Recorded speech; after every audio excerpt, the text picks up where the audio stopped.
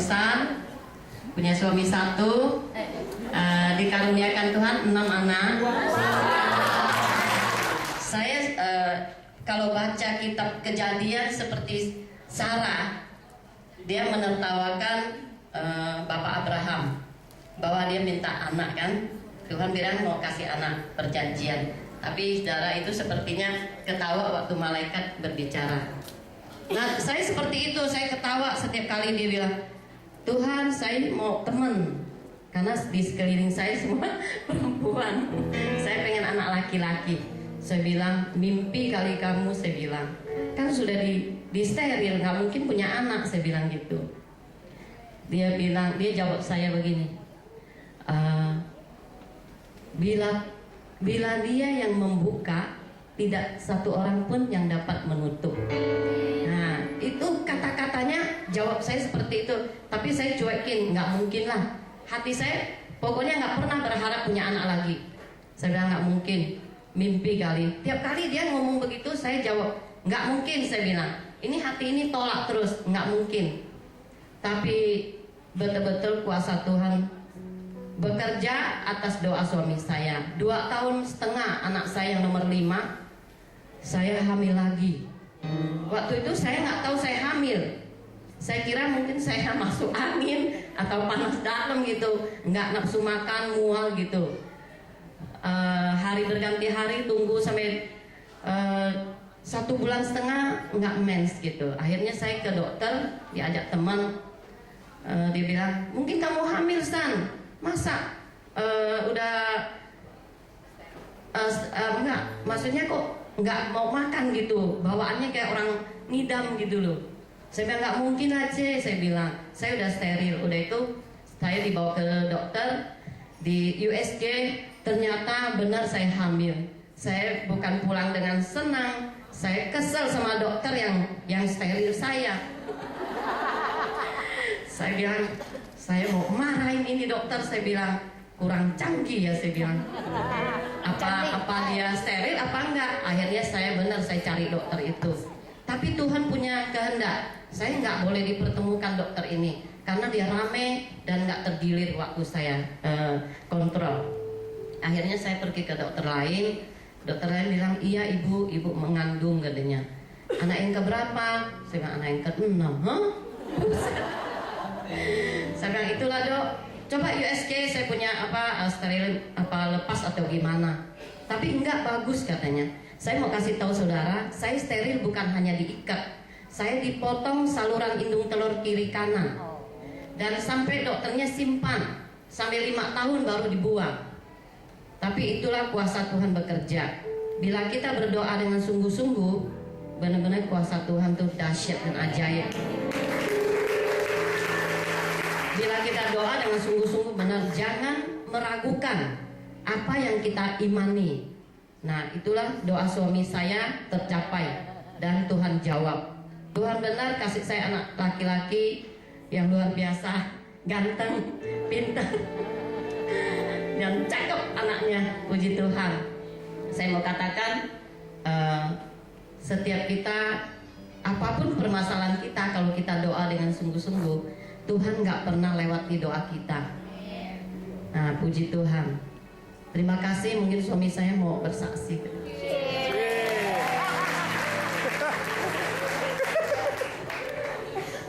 Ini ibu banyak bangsa.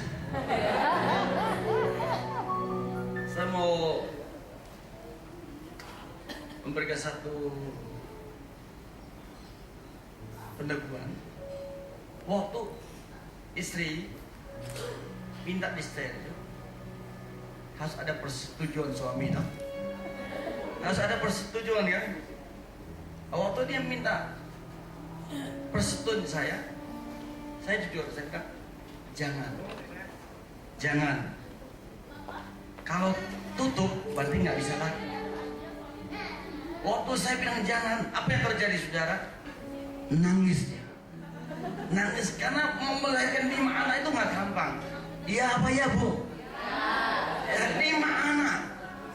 Ya sudah. Waktu saya mengatakan ya, dia baru tenang. Ketika saya mengatakan ya, dan saya tanda tangan di atas surat pernyataan itu dengan air mata saya.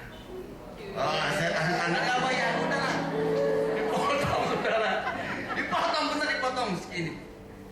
Kembali pada firman itu berkata, kalau Tuhan yang tutup, tidak ada seorang pun yang bisa buka. Kalau Tuhan yang buka, tidak ada seorang pun yang bisa menutup. Itulah firman Tuhan. Anak kami yang keenam sekarang sudah berumur 10 tahun, menjadi penghibur dalam keluarga. Nah, saudara, hari ini apapun yang terjadi, nggak ada yang mustahil bagi Tuhan.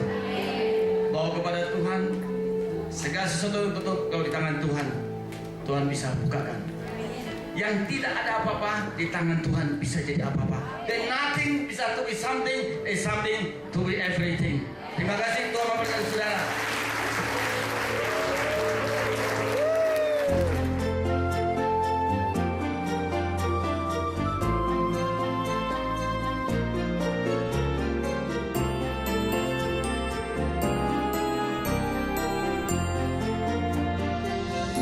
Terima kasih kepada Tuhan Yesus. Terima kasih kepada LOF Season City yang sudah memberikan saya kesempatan untuk memuliakan nama Tuhan. Dan terima kasih kepada Sis Audi, senior kita. Dan terima kasih kepada hadirin sekalian. Saya mau menyaksikan satu perbuatan Tuhan yang luar biasa dalam hidup saya. Dalam kehidupan saya, Tuhan menarik saya dari jalan yang sesat ke jalan kekekalan. Yaitu jalan binasa. Dia selamatkan saya, sehingga saya orang yang tidak percaya, sehingga dia buat menjadi orang percaya. Seperti saudara ketahui, saya dan keturunan saya, keluarga saya, tidak ada satupun yang mengenal namanya Tuhan Yesus. Kami adalah generasi pertama yang mengenal namanya Tuhan Yesus. Dari kecil kami selalu dibawa ke tempat ibadah yang lain, saya nggak sebut, tempat ibadah yang lain, sampai besar. Bahkan setiap sakit pun kami dibawa ke dukun. Yang namanya minum ho itu yang bakar merah kuning hijau itu udah kenyang. Dan itu berlangsung sampai kami besar. Setiap sakit dibawa ke tempat yang begituan. Nah, saya bersyukur Tuhan tuh baik. Bahkan kami sampai berani bayar harga ke Gunung Kawi segala macam, sampai ke Semarang. Bahkan saya pribadi, saya menganut dulu di Jakarta. Saya sendiri setiap kami saya selalu sembahyang di Pluit yang Dewa 4 Rupa itu. Nah, setiap kami saya sembahyang ke sana. Dan ulang tahun Dewa itu di Bangkok, saya juga pergi.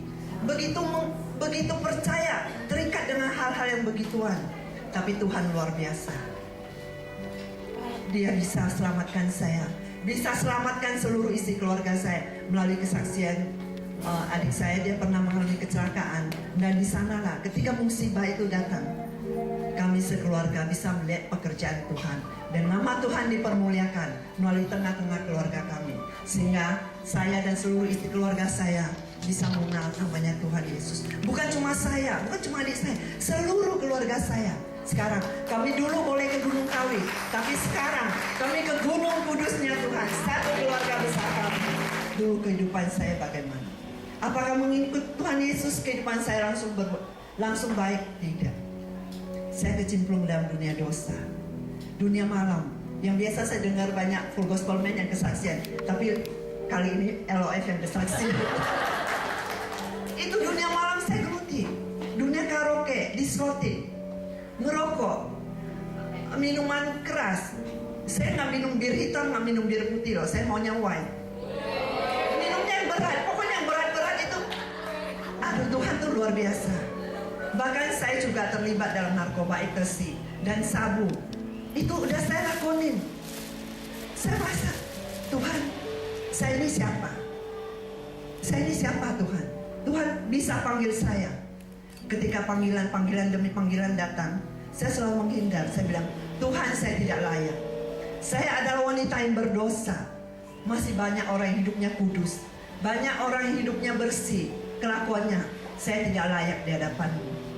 Yang namanya orang narkoba, ketika overdosis mau mati pun tidak ada kapok. Saya pernah overdosis 2 kali dan masuk ICU, dan selang yang begitu panjang, begitu tebal, udah masuk ke hidung saya, terus sampai ke tenggorokan, sampai ke untuk keluarin obatnya. Overdosis tidak membuat saya kapok. tangan Tuhan tetap memelihara saya. Kadang saya merasa berdosa, tapi Tuhan tetap pelihara. Dan ketika dalam masa waktu itu ada razia besar-besaran, tas saya ada nyimpang 1 kantong ekstasi. Tas saya dibongkar sama polisi. Semua alat kosmetik saya dibongkar semua. Tapi polisi tidak menemukan obat itu karena saya taruh di dalam rokok.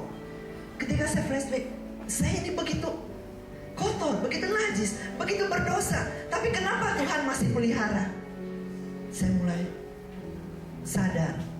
Sadarnya nggak sadar benar. Saya bersyukur ada Roh Kudus setiap ke gereja.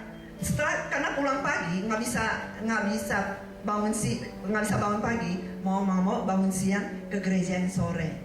Disentil firman, bertobatnya 1 minggu aja. Terus besok kuman lagi, bertobat lagi 2 minggu. Itu lebih parah, gila-gilaan setelah bukanya. Kayak orang buka puasa, itu lebih parah. Bisa berhari-hari, cuma nelan ini, non-stop. Tapi tangan Tuhan yang luar biasa. Tidak ada yang bisa merubah saya. Saya percaya, karena ada Dia, saya ada di sini. Sampai satu hari, saya merasa, karena untuk begitu banyak panggilan saya udah menolak, sampai Tuhan turun tangan sendiri. Dia memperlihatkan saya satu hari, satu telapak tangan. Saya lihat telapak tangan itu luar biasa, kayak telapak tangan yang penuh kasih, penuh kuasa. Di atas telapak tangan itu ada satu permata yang sebesar ini, sebesar gumpalan ini. Itu saya seumur hidup saya nggak pernah lihat permata berlian yang sebesar ini, bercahaya sekali. Saya lihat, Tuhan, saya bilang, bagus sekali Tuhan, saya mau, pasti harganya mahal. Saya bilang. Dia hanya tersenyum, dia bilang, itulah kamu berharga di mata. Saya waktu itu saya adu Tuhan, saya bilang, kehidupan saya udah begini, saya begitu banyak dosa, tapi Tuhan masih memberikan saya perumpamaan yang begitu berharga kita di mata Tuhan. Saya mulai merenung. Kalau soalnya saya merasa saya tidak pantas terus. Tuhan bilang, dosamu merah seperti kirmisi, aku buat jadi putih seperti salju. Dan memang itu Tuhan menyatakan, sehingga saya bisa akhirnya semua dengan sekehendak Tuhan berjalan. Tuhan pertemukan saya harus dilayani secara khusus di kebetulan gereja itu di Bandung. Dan saya dilepaskan, saya benar-benar dilepaskan, pulih, stop dari hal-hal yang begitu. Dan saya tidak bisa berbuat apa-apa. Saya hanya bisa bilang, Tuhan, ini aku Tuhan. Pakai hidupku untuk kemuliaan-Ku Tuhan. Karena saya tidak bisa berbuat apa yang Tuhan mau dari kita. Ladies yang terkasih, Tuhan tidak mau harta kita. Tuhan tidak mencari orang yang hebat. Dia tidak mencari orang yang pintar. Dia hanya mencari orang yang mau mengatakan, ini aku Tuhan, utus aku Tuhan, pakai aku Tuhan untuk kemuliaan-Mu Tuhan. Terima kasih. Saya percaya melalui kesaksian saya, tidak ada yang mustahil bagi Engkau, bagi Tuhan. Karena begitu para orang yang sangat amat parah yang kita merasa tidak mungkin. Manusia tidak bisa membuat kita menjadi benar. Tapi ketika firman Tuhan mengatakan, bukan aku yang memilih, bukan engkau yang memilih aku, tapi aku yang memilih kamu. Memang itu benar terjadi dalam kehidupan saya. Sehingga saya bersyukur satu keluarga saya boleh melayani Tuhan, dan satu keluarga saya boleh dimenangkan untuk kemuliaan nama Tuhan. Terima kasih. Tuhan Yesus berkati.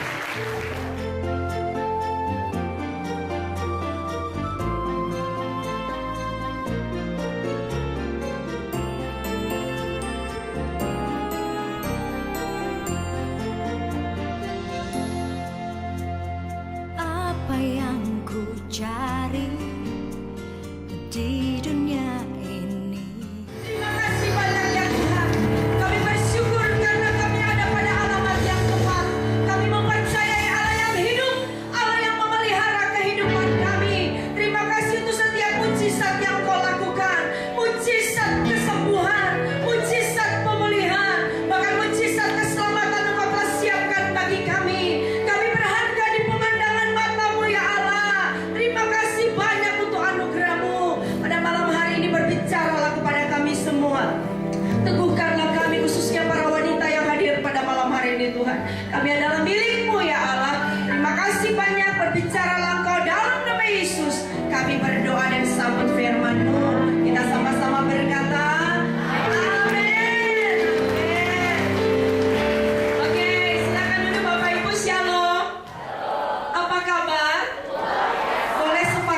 saya bisa ngomong berapa lama ya?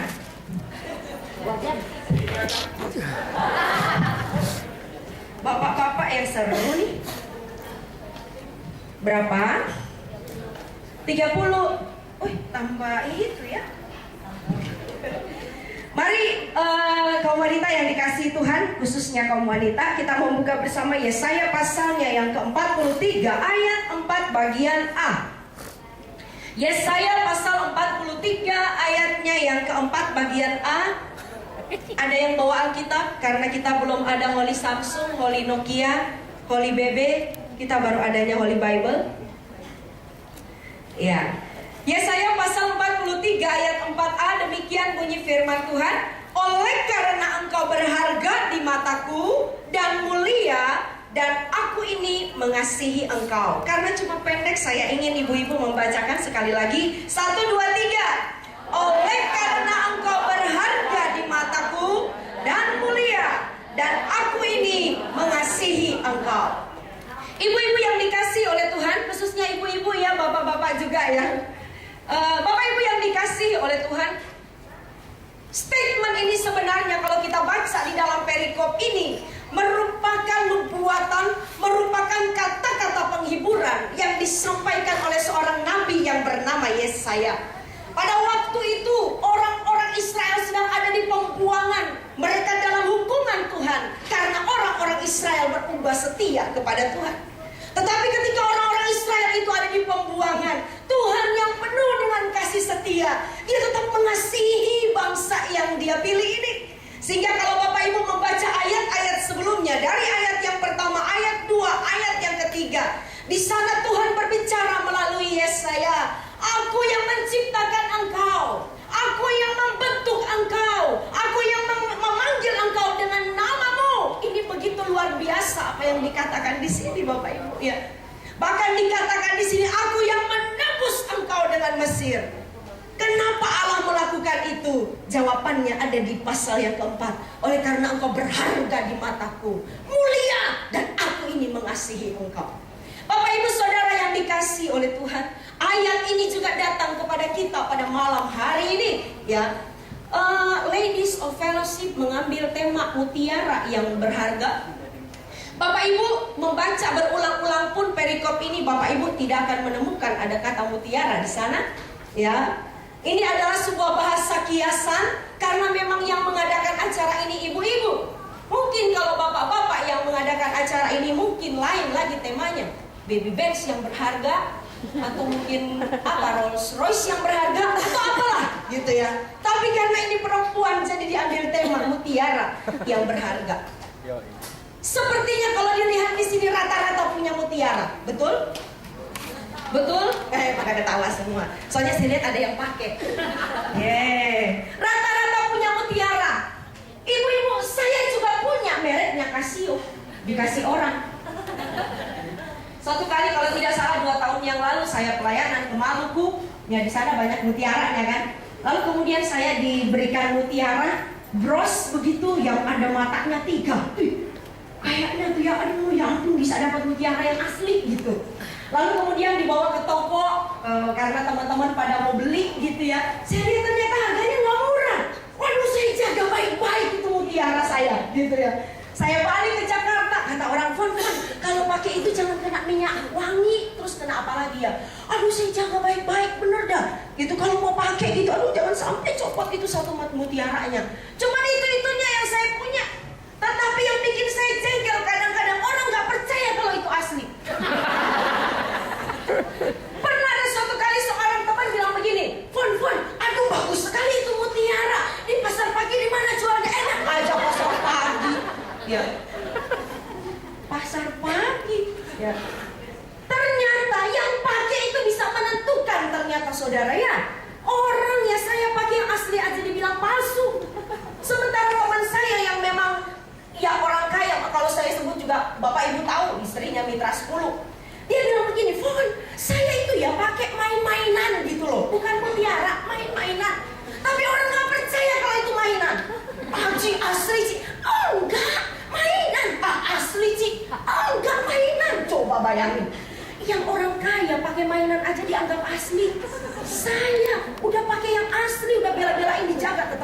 bilang itu mainan. Benar-benar ya. Nah Bapak Ibu Saudara yang dikasih oleh Tuhan, boleh pikir-pikir di rumah ibu-ibu punya mutiara berapa gede ya? Berapa mahal ya? Halo ibu-ibu, berapa mahal kira-kira mutiara yang ada di rumah? Saya coba searching dan saya menemukan ada beberapa mutiara yang besar ternyata. Next. Susah kan? Jadi gemetar nyebutnya mutiara. Ntar pulang ke rumah pada suruh beli mutiara lagi sama suami. Bapak Ibu, ini mutiara yang terbesar katanya yang ditemukan sampai sekarang. Itu beratnya 6,4 kg. Ya. 6,4 kg ditemukan di Pulau Palawan di Filipina. Ya. Sekarang itu harganya ditaksir sekitar 40 juta dolar. Bukan Singapura, tapi Amerika. Berapa itu ya bapak-bapak ya? Itu hitung sampai empot-empotan tuh. Ya, ini yang paling besar katanya 40 juta dolar. Lalu kemudian ada lagi yang lain. Next. Saya masih cepat. Ya itu yang bandulnya di bawah itu yang seperti air mata itu. Ya. Ini sebenarnya karena sejarahnya. Ya, jadi dia ditemukan di lepas pantai Panama. Ya. Pada waktu itu sekitar tahun 1500-an, tahun 1500 ini ditemukan dan kemudian sempat harganya 37.000 dolar kalau tidak salah tahun 50-an dan seorang yang bernama Richard Burton itu dia menghadiahkan mutiara ini kepada Elizabeth Taylor sebagai hadiah hari kasih sayang. Ya, begitu luar biasa. Lalu ada satu lagi mutiara di sini. Nah ini dia katanya yang namanya Pinky Willy atau apa yang harganya 4,7 juta dolar. Ya. Halo ibu-ibu khususnya, ini mutiara yang mahal. Mutiara yang mahal. Kira-kira nih ya, kalau kita punya gambaran, kalau kita menggambarkan diri kita sebagai mutiara, kita tuh harganya berapa ya? Segede. Berapa ya harganya? Halo ibu-ibu yang berat badannya 50 kg itu? Angkat tangan. Yang saya 68 kg ini? Berapa kira-kira harganya? Ada yang mau kasih tahu saya? Kira-kira kalau saya ditaksir itu harga saya berapa? Hah? Triliun? Enggak. Lebih dari triliun apa ya bapak-bapak? Hah? Biliun? Lebih dari triliun, biliun. Benar? Halo? Ya. Mari kita coba lihat apa namanya? Makhluk hidup yang lain. Ini ada yang pencinta bunga ini? Bunga apa nih? Hah? Anthurium? Ya. Jadi ceritanya anthurium ini ada sekitar 1000 jenisnya dan memang hanya beberapa saja yang terkenal dan harganya ternyata bisa puluhan juta bahkan sampai ratusan juta. Bunga loh, harganya bisa ratusan juta. Next. Ada banyak slide-nya jadi saya cepat aja. Ini burung dara, Bapak Ibu. Ada seorang pengusaha di Cina yang membeli burung ini seharga 2,7 miliar. Karena dia ingin mengembangkan spesies baru di Cina katanya. Jadi dia ingin bikin burung dara yang generasi unggul. Dia beli itu di Belgia 2,7 miliar. Coba bayangkan, keselak aja ya ini makan jagung mati 2,7 miliar layak. Ya. Luar biasa. Ya. Burung sekarang kita beralih ke kita, khususnya kepada wanita. Berapa harga Anda? Hah? Tidak ternilai? Berapa harga kita? Tidak ternilai? Mari kita lihat berapa sih harga kita. Bisa nggak kira-kira ditaksir? Next. Ya. Berapa harga seorang wanita? Satu biji mata itu harganya berapa ya? Ada dokter di sini? Ya? Harga satu biji mata berapa Pak? Tak ternilai, ya.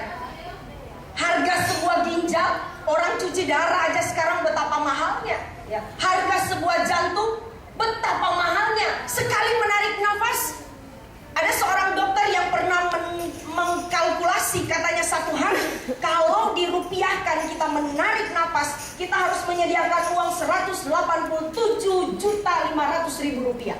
Satu hari. Kalau kita mau bernapas sama seperti kita bernapas sekarang, berapa miliar kita harus siapkan dalam waktu 1 bulan? Ya. Selama kita hidup, berapa banyak uang yang harus kita habiskan hanya untuk bernapas saja. Bagaimana dengan kecerdasan intelektual kita, khususnya para wanita? Kita adalah orang-orang yang mampu menganalisa sesuatu, mampu membuat keputusan, mampu membuat pilihan. Ini adalah suatu hal yang luar biasa. Bagaimana dengan kecerdasan emosi kita? Kita orang-orang yang bisa menangis, tapi pada saat yang sama juga kita bisa tertawa. Itulah perempuan, bapak-bapak. Kalau menangis dia bisa ketawa.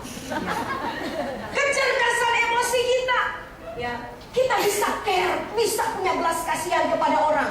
Berapa nilainya kalau itu dirupiahkan? Bagaimana dengan kecerdasan spiritual kita? Makhluk hidup yang lain tidak punya kecerdasan ini, yang bisa membuat dia berhubungan dengan penciptanya. Cuman kita saja. Ya, artinya Bapak Ibu, bisa dinilai manusia itu? Manusia itu tidak bisa dinilai, tidak ternilai harganya. Mari kita lihat kenapa sih manusia seringkali, ya khususnya wanita, seringkali menganggap dirinya tidak berharga. 2 hari yang lalu Bapak Ibu, saya pas mau naik Transjakarta, jadi ada di Selipi, mau naik ke jembatan. Waktu saya mau naik, saya itu mungkin ada di urutan ketiga. Di depan saya ibu-ibu semua, jadi kami pas turun dari angkot itu ibu-ibu semua. Lalu biasa kan kalau di bawah situ ada pangkalan ojek, ya. Ini bapak-bapak lagi pada kumpul, ternyata ada satu orang kurang waras di situ, orang gila. Kita nggak tahu pertama, tapi ini bapak-bapak gini, cek, kalau ini berapa? Katanya. Maksudnya tunjuk ke kami. Sambil 60 gitu. 60. Terus kalau yang ini, kedua di saya itu, dia ketawa lagi, 50 gitu. Nah pas saya pikir-pikir, apa ya? Lagi, kita lagi dinilai sama orang gila. Jadi si tukang ojek, cek ini berapa katanya, ngomong ke yang orang gila. Saya dong. Pas saya lewat, kalau yang ini berapa? Dia ketawa 40 gitu. Saya 40.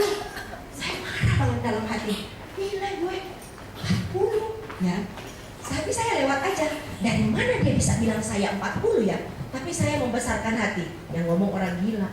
Ya, yang ngomong orang gila. Nah, waktu saya di belakang saya kan masih ada. Ternyata itu orang tuh hitung mundur. Jadi 60, 50, 40 di belakang saya 30. Dia marah. Ya, dia marah. Yang di belakang dia pukul itu tukang ojek. Jangan dong, udah tahu-tahu orang gila. Ya. Itu gua dibilang 30 katanya. Kata tukang ojek begini, ya ibu, orang gila aja bilang ibu 30. Kalau yang waras ibu tuh 10. Marah dia, benar-benar marah. Tapi sambil jalan saya sih tarik ibu, udah bu, udah nggak usah dicuekin aja bu.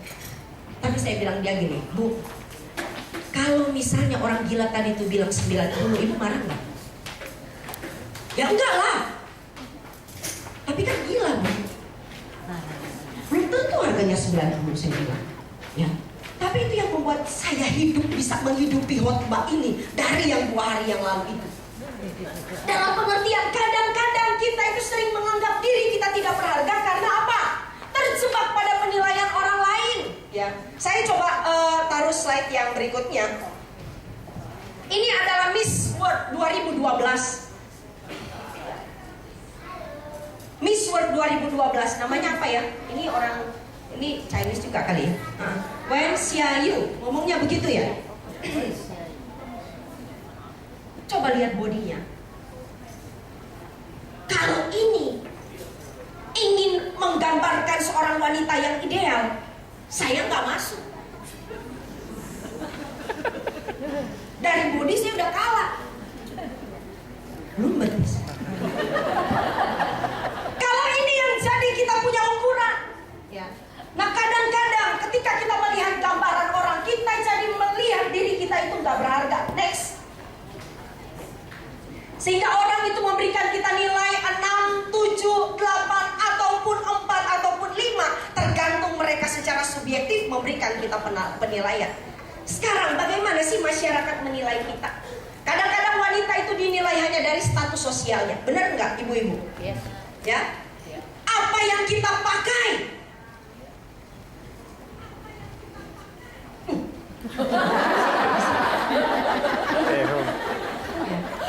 Apa yang kita pakai sampai orang itu rela membeli tas mahal? Ada yang sampai puluhan juta, Pak. Bahkan ada yang sampai ratusan juta. Bahkan katanya ada yang sampai miliaran. Padahal juga isinya paling dompet, iPad, kosmetik, apalagi handphone. Tapi bisa miliaran. Bahkan ada yang sepatunya katanya itu alasnya itu 24 karat emas. Coba buat apa coba? Ya. Kalau bukan ingin menunjukkan status sosial saya. Ya. Kadang-kadang Bapak Ibu Saudara, khususnya wanita-wanita yang ada di sini, kita itu membiarkan orang itu menilai bukan kita, tapi atribut yang kita pakai. Benar apa benar?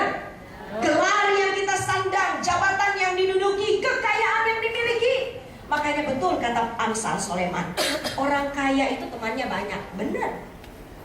Itu kata Amsal, orang kaya itu temannya banyak. Orang miskin, jangankan saudara, sahabat aja pergi menjauh.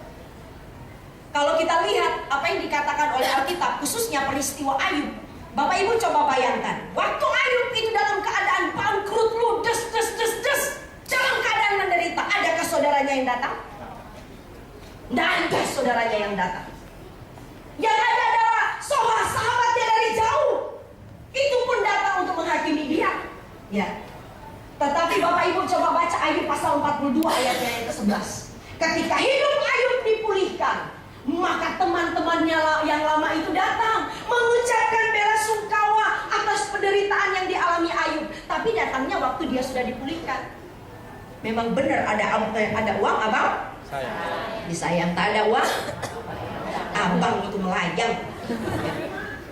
Halo Bapak Ibu, kadang-kadang orang melayani kita, memberikan pelayanan yang terbaik dilihat dari mobil apa yang kita pakai.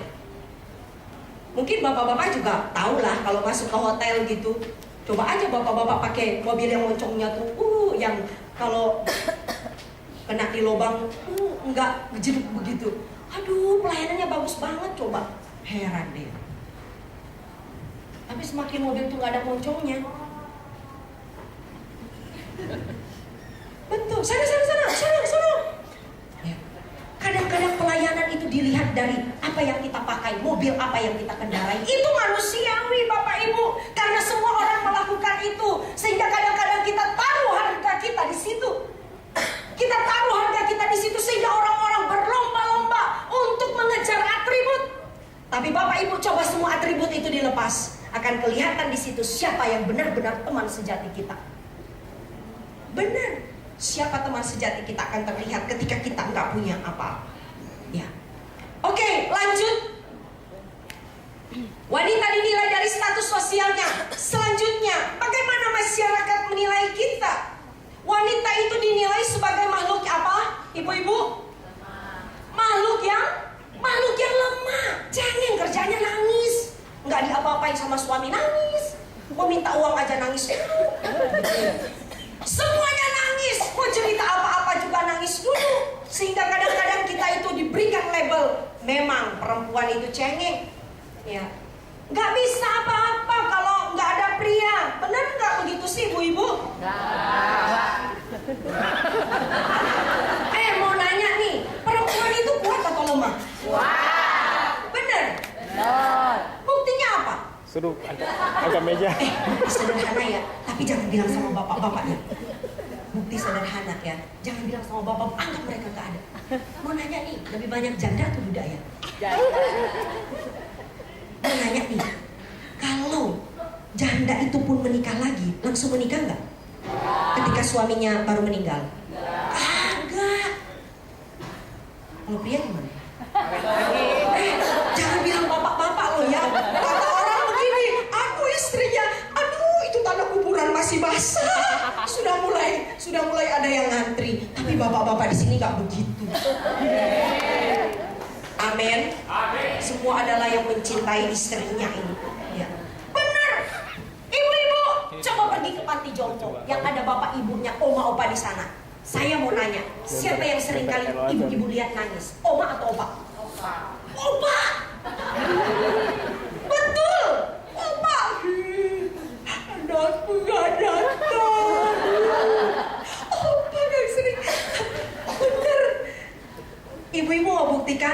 aja dulu pergi ke panti jompo gitu. Yang sering kali nangis, bahkan termasuk Bapak Pendeta. Suatu kali kami pergi ke Purwokerto, ya, ada pelayanan di sana.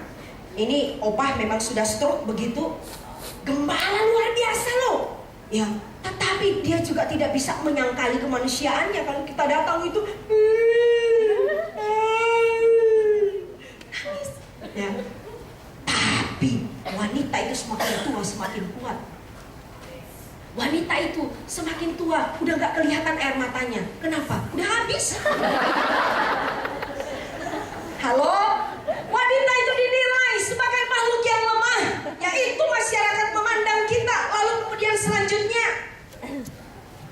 apalagi wanita dinilai sebagai apa? Makhluk apa? Makhluk kelas 2. Jangankan di masyarakat, kalau kita baca Alkitab khususnya di Perjanjian Lama, kita juga akan menemukan itu. Benar nggak? Waduh, kita itu perempuan didominasi oleh pria.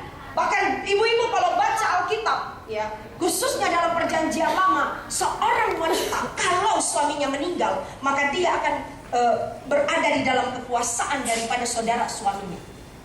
Ya. Dia tidak punya kekuasaan sendiri. Benar itu yang terjadi, ya. Kalau ada seorang wanita yang menikah lalu kedapatan bukan tidak perawat lagi, maka akan ada aturan yang akan diberlakukan pada dia. Tapi itu tidak berlaku bagi laki-laki. Ya.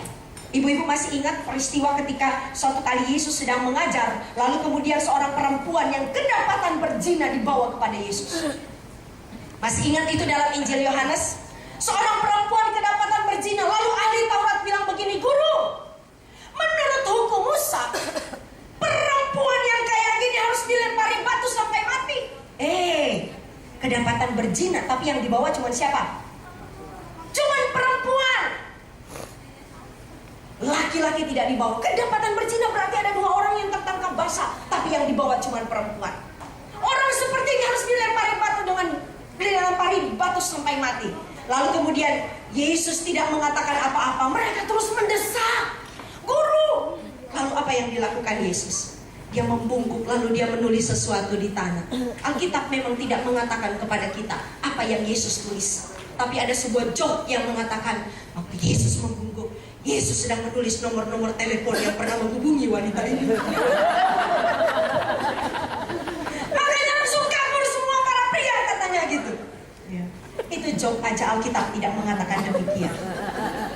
Tetapi benar, Alkitab kita menemukan ada kesenjangan. Tetapi lihat bagaimana cara Yesus memandang perempuan. Dia memberikan kesempatan kepada wanita untuk melayani. Ada begitu banyak perempuan yang terlibat dalam pelayanan Yesus. Bahkan di mata Allah, perempuan itu sama nilainya dengan laki-laki. Kalau lihat dalam Perjanjian Lama, ada pemimpin-pemimpin perempuan yang berani taruh nyawa. Untuk apa? Untuk bangsanya. Itu adalah suatu hal yang sangat luar biasa. Tapi kadang-kadang wanita, termasuk wanita Kristen, ya, memakai kacamata masyarakat. Yang apa? Yang menganggap kita sebagai makhluk kelas 2, tidak punya hak yang sama dengan pria, dapat diperlakukan apa? Semena-mena. Bahkan pendidikan juga begitu. Kan dari dulu kita dengar, perempuan mah di dapur aja gitu. Jadi memang itu juga masih ada tersisa sampai sekarang. Syukur Bapak Ibu-ibu dapat suami yang luar biasa, yang menghormati kita sama seperti Tuhan menghargai kita. Ya, tapi kadang-kadang ini juga masih dipakai oleh perempuan. Kan suka ada yang bilang begini, "Aku kan perempuan, aku nggak bisa." So what sih dengan perempuan? Ada apa dengan perempuan? Perempuan juga sekarang bisa bikin banyak hal. Meskipun ibu-ibu kita harus paham, bukan berarti kita kuat lalu kemudian kita menanduk pria. Alkitab mengatakan meskipun gaji kita lebih besar, meskipun badan kita lebih besar. Halo? Suami itu harus menjadi kepala keluarga. Amin. Tugas daripada, kalau kita lihat ya, kita itu dalam keluarga itu seperti penasehat. Ya, pernah tahu seorang raja itu berbahagia kalau dia meminta nasihat dari penasihat. Di dalam keluarga itu raja itu suami, tapi penasehat itu istri. Saya mau tanya Bapak Ibu, keputusan ada pada siapa? Penasehat atau pada raja? Raja. kita tetap bisa memberikan nasihat, tetapi keputusan tetap ada padamu. Yang di belakang yang antar ibu-ibu datang sini. Ya, amin. Tetap. Ya. Tetapi betapa malangnya raja itu kalau dia tidak minta nasihat dari para penasihat. Ya, benar. Ya. Oke, itu lalu kemudian selanjutnya, kenapa wanita seringkali menganggap diri tidak berharga? Saya deg-degan dengan jam yang terus berjalan. Ya. Yang pertama tadi terjebak pada penilaian masyarakat. Lalu kemudian yang kedua terjebak pada penilaian diri sendiri. Ibu-ibu yang dikasih oleh Tuhan, kita itu ya terbiasa mendapatkan verbal abuse dari orang lain. Pelecehan secara kata-kata. Baik, kita itu dibentuk dari orang tua kita. Lu memang bodoh lu. Ya, maaf kalau saya pakai kata-kata kasar ini. Kamu perempuan tahu apa? Iya, kita dibentuk begitu dan itu membentuk kita. Sudah begitu menikah, dapat suami yang bodoh-bodohin kita. Suami yang belum percaya Yesus, kata-katanya itu kasar banget. Yang belum percaya Yesus, berbahagialah ibu-ibu yang dapat bapak-bapak tuh kayak di belakang, yang menganggap kita itu berharga. Amin. Ya, benar. Terjebak pada penilaian diri sendiri. Kadang-kadang kita nih ya, kita loh yang membuat kita itu punya label harga, kita nggak berharga. Ya, saya ini bodoh. Saya nggak lulus SD, emang saya bodoh kok. Nanti juga saya akan melahirkan keturunan bodoh. Ya, ada yang berkata seperti itu. Saya ini miskin, tas Hermes aja nggak kebeli, yang ada penyakit herpes. Saya ini nggak bisa apa-apa. Ya, nggak bisa. Saya ini nggak berguna. Saya ini nggak diharapkan. Mama saya pengen anak laki yang muncul saya. Ya. Saya nggak diharapkan, saya ini nggak cantik. Ya, ini yang membuat kita itu jadi dibangun dengan apa? Kita punya penilaian sendiri terhadap diri kita sendiri. Akhirnya kita merasa tidak berharga. Next, ibu-ibu lihat ini. Wanita yang menganggap dirinya tidak berharga, dia menempatkan dirinya lebih rendah dari apa? Dari apa? Dari hewan, dari tumbuhan, dari sebuah benda. Kalau ada seorang perempuan yang selalu berkata, aku mah nggak berguna, aku mah nggak berharga, dia menghina penciptanya. Amin, ibu-ibu. Dia menghina penciptanya. Tumbuhan aja ada harganya, bahkan ada yang sampai puluhan juta, ratusan juta. Hewan aja ada harganya, yang ketika mati tidak ada urusan lagi dengan penciptanya. Itu bisa miliaran. Masakan kita makhluk mulia di hadapan Tuhan bisa berkata di hadapan Tuhan, aku ini tidak ada harganya. Amin. Ketika Tuhan berkata engkau berharga di mataku, lalu kita berkata aku ini nggak berharga. Ya. Engkau ini mulia, aku nggak mulia. Aku mengasihi engkau, aku tidak dikasihi. Itu kita menghina pencipta kita. Dia udah duluan lu. Dia juga lihat jam ternyata. Ya. Lalu bagaimana sih sebenarnya kita ini perempuan di mata Allah? Ya, ibu-ibu, kalau kita kembali ke kitab Kejadian, kita itu diciptakan serupa dengan gambaran Allah. Amin. Itu burung dara tadi diciptakan serupa dengan gambaran Allah enggak? Enggak, 2,7 miliar harganya. Ya. Itu gelombang cinta ya tadi ya namanya ya. Itu diciptakan serupa dengan gambaran Allah? Enggak. Tapi harganya bisa ratusan juta. Kita itu luar biasa di hadapan Tuhan. Mari kita lihat, kenapa sih perempuan selalu menganggap dirinya tidak berharga? Next, ya. Ibu-ibu boleh lihat ini. Saya akan bacakan. Ketika Tuhan menciptakan wanita, dia lembur pada hari ke-6. Belum. Kok cepat? Malaikat datang dan bertanya, mengapa begitu lama Tuhan? Tuhan menjawab, sudahkah engkau lihat semua detil yang saya buat untuk menciptakan dia? 2 tangan ini harus bisa dibersihkan. Lanjut. Tetapi bahannya bukan dari plastik. Setidaknya terdiri dari 200 bagian yang bisa digerakkan dan berfungsi baik untuk segala jenis makanan. Mampu menjaga banyak anak saat yang bersamaan. Punya pelukan yang dapat menyembuhkan sakit hati dan keterpurukan. Dan semua dilakukannya cukup dengan 2 tangan ini. Ya. Next. Malaikat itu takjub, hanya dengan 2 tangan, impossible. Dan itu model standar. Sudahlah Tuhan, cukup dulu untuk hari ini. Besok kita lanjutkan lagi untuk menyempurnakannya. Ya. Oh tidak, saya akan menyelesaikan ciptaan ini karena ini adalah ciptaan favorit saya. Oh iya, dia juga akan mampu menyembuhkan dirinya sendiri dan bisa bekerja 18 jam sehari. Bapak-bapak dengar, 18 jam sehari. Malaikat mendekat dan mengamati bentuk wanita ciptaan Tuhan. Lanjut, tapi Engkau membuatnya begitu lembut Tuhan. Oh iya, saya membuatnya lembut, tapi Engkau belum bisa bayangkan kekuatan yang saya berikan agar mereka dapat mengatasi banyak hal yang luar biasa. Dia bisa berpikir, tanya malaikat. Tuhan menjawab, tidak hanya berpikir, dia mampu bernegosiasi. Next, malaikat itu menyentuh dagunya. Tuhan, Engkau buat ciptaan ini kelihatan lelah dan rapuh, seolah terlalu banyak beban baginya. Itu bukan lelah atau rapuh, itu air mata. Koreksi Tuhan. Untuk apa? Tanya malaikat. Tuhan melanjutkan.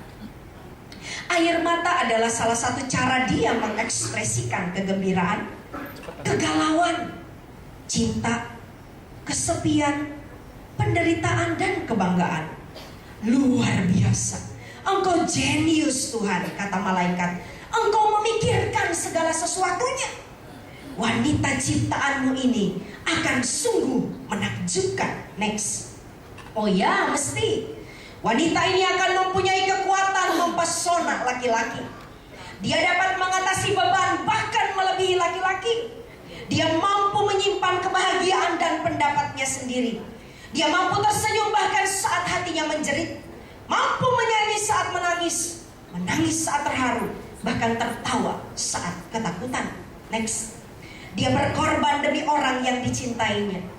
Mampu berdiri melawan ketidakadilan. Dia tidak menolak kalau melihat yang lebih baik. Dia menerjunkan dirinya untuk keluarganya. Dia membawa temannya yang sakit untuk berobat. Cintanya tanpa syarat. Next. Dia menangis saat melihat anaknya adalah pemenang. Dia girang dan bersorak saat melihat kawannya tertawa. Dia begitu bahagia mendengar kelahiran. Terus bawah.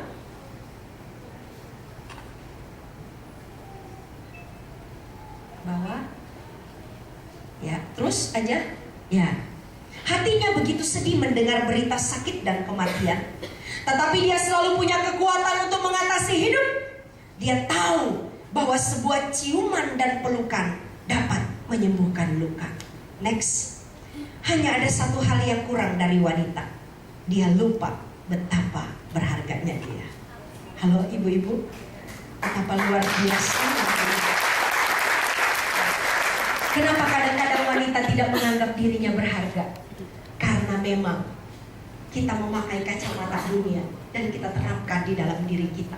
Harusnya kita pakai kacamata Allah. Mari kita lihat bagaimana kacamatanya Allah. Berapa menit lagi? 30 menit lagi. Halo ibu-ibu, yang pertama kita lihat dari kacamata Allah. Yang pertama, wanita diciptakan apa? Unik. Mari kita buka bersama-sama. Boleh buka BB-nya, boleh buka yang bawa Alkitab. Mazmur pasal 139. Karena saya ingin kita membacanya sama-sama. Mazmur 139 ayat 13 sampai ayatnya yang ke-16. Mazmur 139 ayat 13 sampai 16. Sebab Engkaulah yang membentuk buah pinggangku, menenun aku dalam kandungan ibuku. Aku bersyukur kepadamu oleh karena kejadianku dahsyat dan ajaib. Ajaib apa yang kau buat, dan jiwaku benar-benar menyadarinya. Tulangku tidak terlindung bagimu ketika aku dijadikan di tempat yang tersembunyi, dan aku direkam di bagian-bagian bumi yang paling bawah. Matamu melihat selagi aku bakal anak, dan dalam kitabmu semuanya tertulis hari-hari yang akan dibentuk sebelum ada satupun daripadanya. Halo ibu-ibu, kita itu diciptakan unik. Ibu-ibu, kita itu ditenun ketika kita ada di dalam kandungan ibu kita, betul? Ibu-ibu banyak yang punya kain tenun di sini di rumah. Mau nanya apa bedanya kain tenun dengan batik cap? Kain tenun itu handmade, betul nggak? Bikinnya susah. Pernah kita ke Kupang lalu lihat orang bikin, aduh itu kadang-kadang berbulan-bulan, bahkan ada yang sampai tahunan. Itu harganya jutaan.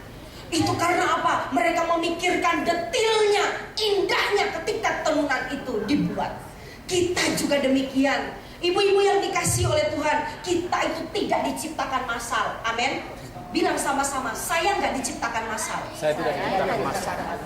Halo, Bu, kita itu limited edition, ngerti nggak? Limited edition, satu-satunya. Kita itu masterpiece-nya Allah. Amin. Satu-satunya. Duh, betul, saya coba pikir-pikir, aduh terima kasih ya Tuhan. Tuhan itu kasih saya hidungnya pas. Coba kalau agak pesek sedikit, maka pipi saya yang tembem ini akan membuat saya nggak bisa bernapas dengan baik. Tuhan kasih hidung saya pas. Ya, Tuhan sudah mendesain segala sesuatu sempurna, ibu-ibu, benar. Ibu-ibu kita itu ori, benar ori. Bilang kanan kiri saya ori loh. Saya ini ori. Ya, bukan KW. Bukan KW 1, KW 2 atau super. Enggak, kita semua ori. Kita semua buatan Allah. Ini suatu hal yang sangat luar biasa. Ibu, ketika kita mengetahui hal ini, maka seharusnya kita tuh bersyukur dan tahu betapa berharganya kita di mata Tuhan. Ori. Mau gendut kek, mau kurus kek, mau hitam kek, mau sipit kek, mau belok, mau putih, kita semua ori. Tuhan itu waktu mendesain kita, Tuhan begitu teliti dan cermatnya. Kalau saya mendesain si A, yang mana yang cocok untuk dia. Amin. Makanya kalau sudah begitu patah nggak usah dioperasi-operasi, naik-naikin. Nanti ciri khasnya itu kagak kelihatan di sorga, ngerti nggak? Tuhan kasih kita itu identitas masing-masing, bener ibu-ibu. Kasih kita identitas masing-masing. Bu, suara kayak saya mungkin banyak. Ini memang lagi bindeng, lagi flu. Mungkin suara kayak saya ini banyak, tetapi ini cuma satu-satunya. Benar Bu? Satu-satunya Ibu Widi ya. Itu suaranya lembut banget. Itu mah satu-satunya, benar-benar ori. Halo, ibu-ibu kalau terima telepon nih ya, terima telepon apalagi dengan orang yang sudah dekat. Yang di sana baru halo, kita udah tahu kan yang telepon siapa? Itu tuh identitas yang Tuhan kasih. Benar-benar cara kita jalan. Ibu-ibu di rumah bisa tahu kan yang masuk itu suami atau siapa? Betul nggak? Bu, ini langkah suami nih. Cara jalannya, cara dia batuk. Aduh, makanya nggak usah ikut-ikutan cara batuk orang. Batuk diikutin ya. Cara jalan orang, cara orang ngomong. Tuhan nggak kenal kita. Itu nggak ada dalam bukunya. Karena kita itu sudah ciri-ciri kita itu sudah lengkap. Amin. Nggak usah dirubah-rubah suaranya, diperbesar, diperkecil, diperhalus dan seterusnya. Tuhan tahu identitas kita. Ibu-ibu kalau di kantor kan ada tuh yang pakai finger absen begitu ya. Duh, luar biasa loh dengan jempol ini ya. Itu orang tuh bisa ketahuan identitasnya. Ini jempol saya, ini anak-anak saya suka namain jempol belatung. Ya, karena sorry ya bapak-bapak, karena gendut jempolnya jadi mama garukin mama pakai jempol belatung gitu ya. Ini jempol belatung namanya. Saking gendutnya ya. Tapi luar biasa loh, cuman cap begitu aja, kita cuma taruh begini aja jadi ketahuan kita itu siapa. Bayangkan betapa luar biasanya Tuhan kasih kita identitas. Apa kita mau bilang kita nggak berharga? Itu baru pertama loh, bener. 15 menit lagi. Yang kedua, yang pertama wanita diciptakan unik. Lalu kemudian yang kedua, wanita diciptakan dengan sebuah tujuan. Amin.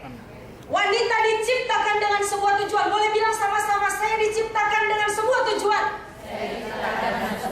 Ada tujuannya. Tuhan itu ciptakan ibu-ibu bukan karena iseng-iseng.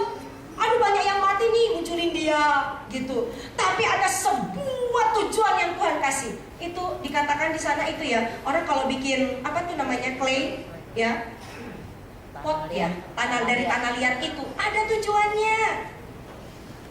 Halo ibu-ibu, Efesus pasal 2 ayat 10. Di situ dikatakan karena kita ini buatan apa? Allah. Sekali lagi, karena kita ini buatan.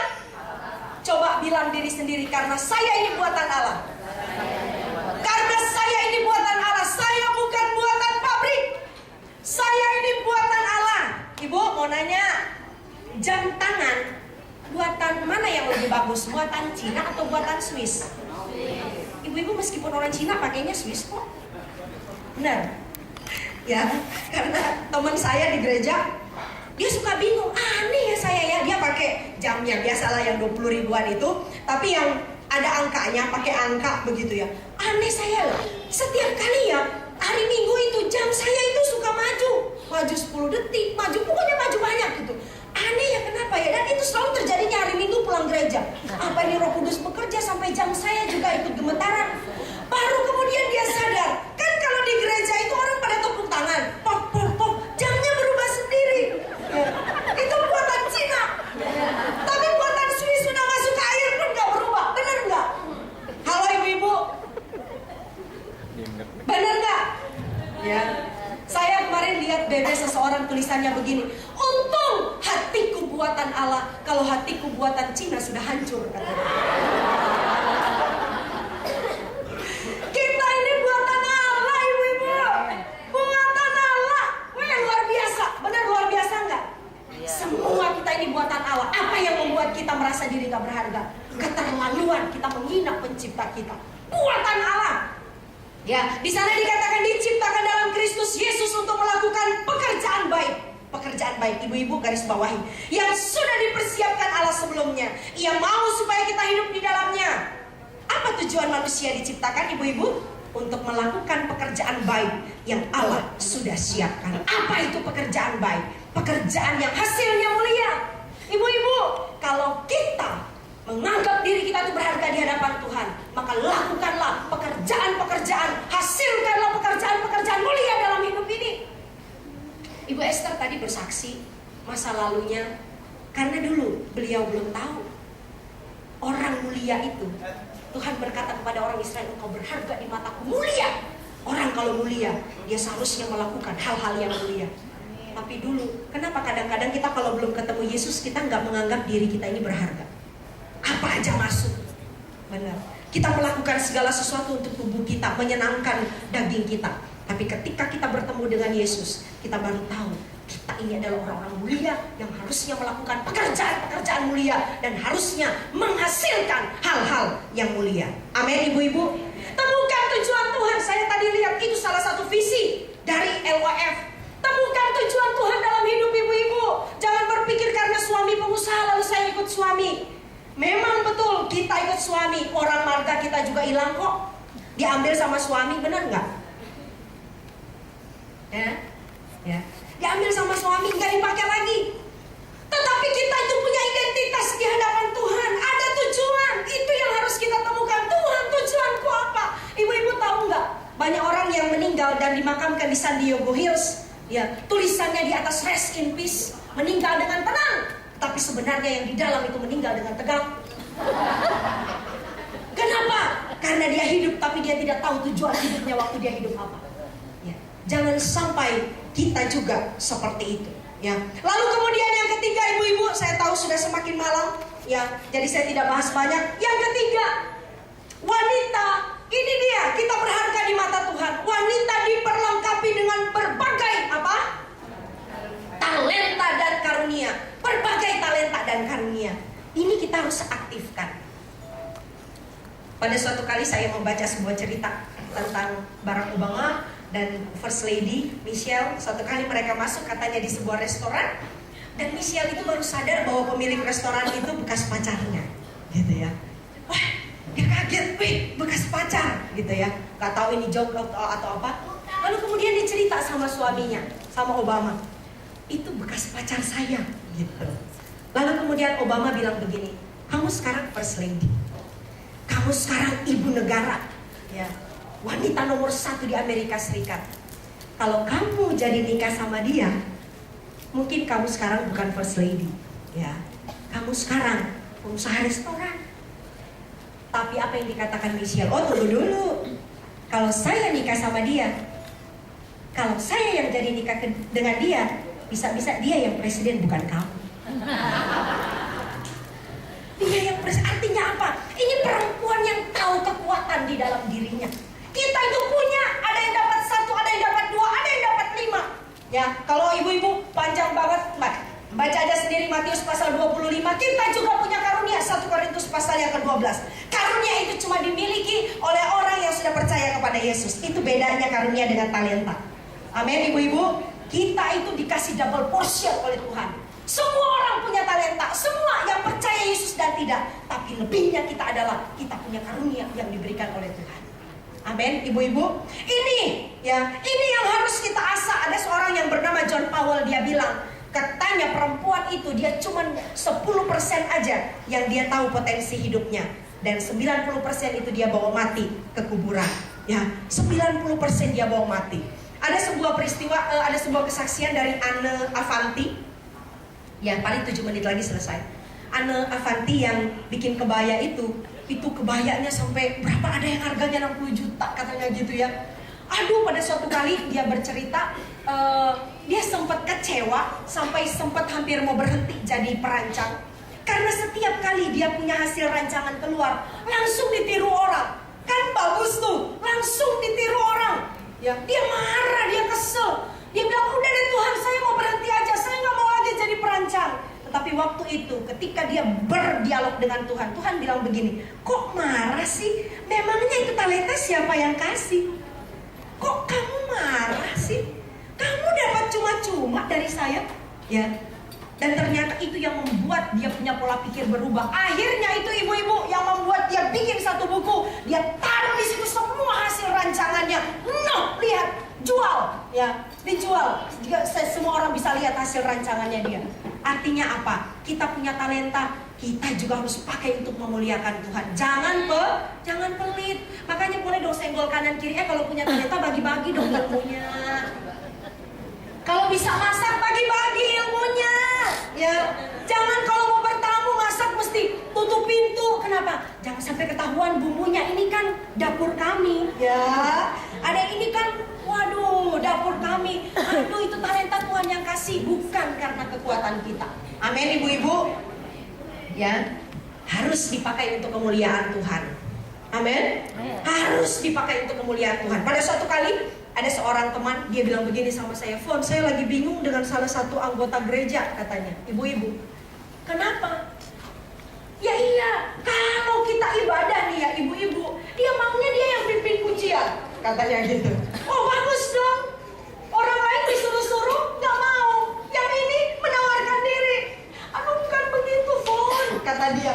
Jangankan nyanyi, ngomong aja nggak bisa.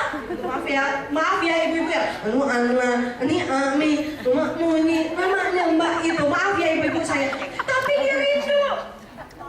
Saya bilang sama teman saya, kasih dia kesempatan, nggak apa-apa. Ya. Lalu kemudian, ya dia bilang ya udah, saya kasih dia kesempatan. Dia pimpin pujian dengan penuh semangat sambil tutup mata. Kita berdiri, kita nyanyikan pujian. Anu Ana, ini Ami. Saya lagi bindang, jadi ternyata bisa pas. Nyanyi loh, Anu Ana, ini Ami, Mak Muni, namanya Mak Muni. Ya. Nyanyi dengan penuh semangat. Sementara jemaat nggak bisa nyanyi, karena semua jadi pada ketawa. Nggak bisa nyanyi tapi dia semangat. Lalu kemudian esoknya saya ketemu dengan teman saya. Dia bilang saya tambah stres Pon. Kenapa? Kamu tahu nggak? Setelah ibadah selesai, dia datang sama saya. Lalu kemudian dia bilang begini, Ibu, kapan lagi jadwal? Tanya. Kapan lagi jadwal saya? Saya bilang sama teman saya, kasih dia kesempatan. Ya, kasih dia kesempatan. Dia tahu kelemahannya tapi dia mau melayani Tuhan. Ada orang-orang yang tahu bisa nyanyi, bisa khotbah, bisa pimpin pujian, bisa yang lain, tapi selalu ada alasan, nggak ada waktu. Aduh sorry ya. Kasih orang itu kesempatan. Ya, untuk mempermalukan orang-orang yang bisa nyanyi dan bisa melayani tapi tidak mau melayani Tuhan. Kita punya talenta, punya karunia untuk memuliakan. Amin. Makanya kalau ditunjuk, ayo maju dulu. Ya, ini kan wadah kita. Kalau saling ketawa juga nggak masalah, orang ini wadah kita sendiri kok. Ya, saling menyemangati satu dengan yang lain. Lalu kemudian yang keempat, bener deh nggak lama-lama, betul dah. Udah kelamaan. Yang keempat, ibu-ibu, belum. Di atas lagi. Kasihan dia. Nah ini dia. Yang keempat, ibu-ibu boleh baca apa judulnya? Wanita adalah biji mata Allah. Daud juga pernah mengatakan ini, siapakah aku Tuhan? Jadi biji matamu. Kita kalau ada sesuatu yang masuk ke mata kita pasti bereaksi ya. Tuhan menjaga kita seperti menjaga biji matanya. Gimana kita tahu? Yang pertama, dia merancang yang terbaik bagi hidup kita. Yeremia pasalnya yang ke-29 ayat 11. Bu, kalau saya meminta ibu-ibu untuk flashback ke belakang, maka kita akan menemukan bahwa perjalanan hidup kita sampai sekarang itu karena Tuhan. Saya tadi diberkati dengan kesaksian Bu Esther, lalu kemudian kesaksian Ibu Susan. Aduh, itu kalau bukan karena Tuhan. Saya juga berpikiran begitu 1 menit. Bu, benar, saya itu mama papa saya itu pelayanan di daerah Manado, itu di atas gunung, bukan di atas tapi di balik gunung. Nggak ada kendaraan, cuma ada SD di situ. Saya tidak pernah bermimpi saya akan lulus SMP, bahkan mungkin SMA, bahkan kemudian lebih daripada itu. Karena di kampung kami cuma ada itu, ya. Yang juga gurunya kalau ngajar Senin Kemis. Setiap kali kalau kita udah bawa buku cari encinya, enci, kan kita mesti jemput di kebun. Karena encinya panen cengkeh, ya. Dia lebih milih panen cengkeh dan menawarkan kami untuk bantu dia. Coba bayangkan, setiap kali pergi ke sekolah, kami juga ogah-ogahan belajar. Kenapa? Gurunya nggak pernah belajar. Ngajarin apa? Ayo, kalau di kampung. Ya. Wah, main-main. Nanti kalau ada pesawat lewat, namanya juga orang mudik. Semua pada keluar. Pesawat, pesawat. Gitu, semua pada teriak. Guru nggak marah, karena guru juga ikut keluar. Pengen lihat pesawat kayak apa. Ya. Aduh, kalau mau dipikir perjalanan hidup dari dulu itu, kalau bukan Tuhan yang merancang yang terbaik, nggak mungkin ada di sini, bener. Ibu-ibu juga begitu. Masa lalu kita yang pahit itu membentuk kita, membuat kita mengenal siapa pencipta kita. Ya, itu adalah poin yang utama. Kita itu adalah biji mata Allah. Kalau kita sudah dipilih oleh Allah, maka Dia akan cari kita dimanapun kita berada. Dia akan tangkap kita karena kita adalah harta kesayangannya. Amin. Yohanes pasal 3 ayat 16. Ini juga menunjukkan kita itu biji mata Allah. Yohanes pasal 3 ayat 16. Karena begitu besar kasih Allah akan dunia ini. Dunia ini termasuk wanita di dalamnya. Kalau bukan karena kasihnya kepada kita, Dia tidak akan pernah mati untuk wanita. Kalau Yesus juga punya pemahaman sama dengan pria pada masa Alkitab, kita itu kelas kedua, maka Yesus hanya akan mati untuk kaum pria. Betul? Tapi Yesus mati untuk kita. Artinya apa? Di pemandangan Yesus kita itu berharga. Itu suatu hal yang sangat luar biasa. Dia mati untuk kita. Kita biji mata Allah. Lalu kemudian Dia pergi menyiapkan tempat bagi kita. Yohanes pasal 14 ayat 2. Jadi di surga ibu-ibu, kaplingnya bukan untuk pria saja, tapi kita punya kapling di sana. Amin. Dan saya yakin lebih banyak penghuni di surga itu perempuan daripada laki-laki. Kenapa? Karena memang di dunia ini populasinya lebih banyak perempuan. Ya wajar kalau di sana lebih banyak perempuan, kok. Supaya pulang ibu-ibu tetap diantar, nggak disuruh jalan kaki. Ya, halo. Di sana kita punya kapling di sorga. Tuhan Yesus menolong kita, ya. Lalu lanjut, bener deh, ini udah mau terakhir. Siapakah wanita itu? Dikatakan di sana, jika aku melihat langitmu buatan jarimu, bulan dan bintang-bintang yang kau tempatkan, apakah manusia sehingga engkau mengingatnya? Apakah anak manusia sehingga engkau mengindahkannya? Namun engkau telah membuatnya. Ibu-ibu lihat, hampir sama dengan apa?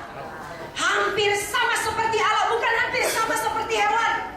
Ada orang-orang yang menyembah hewan, padahal kita itu jauh lebih tinggi daripada hewan. Kita diciptakan hampir sama seperti Allah. Betapa terhinanya seorang manusia ketika dia menghormati hewan, bahkan menjadikan hewan itu sebagai dewanya. Hewan itu tidak ada apa-apanya.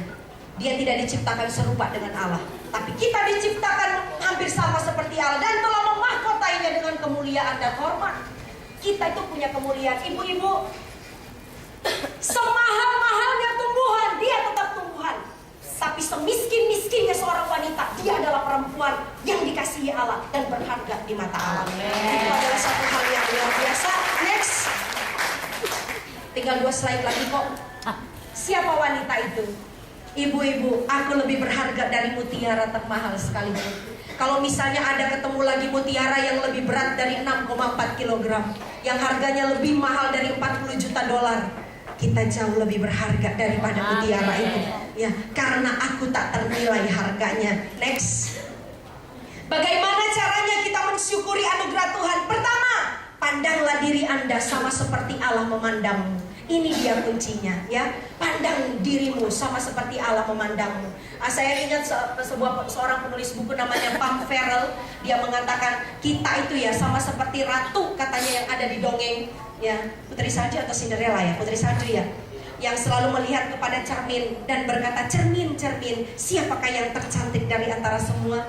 Kadang-kadang kita semua pegang cermin, ibu-ibu, dan membandingkan diri kita dengan orang lain, membandingkan diri kita dengan apa yang dikatakan oleh masyarakat. Tapi kalau cermin yang kita pegang itu adalah cermin Allah, maka kita akan melihat keberhargaan diri kita yang luar biasa di hadapan Allah. Next. Ya, ini yang terakhir, bagaimana mensyukuri anugerah Tuhan. Kasihilah Allahmu sama seperti Ia telah mengasihimu. Alkitab mengatakan, kasihilah Tuhan Allahmu dengan segenap hatimu, dengan segenap jiwamu, dan dengan segenap hatimu. Kenapa? Karena Tuhan sudah mengasihi kita dengan seluruh hidupnya. Dia telah berikan bagi kita kaum wanita. Amin. Tuhan Yesus memberkati. Tuhan berkati. Amin.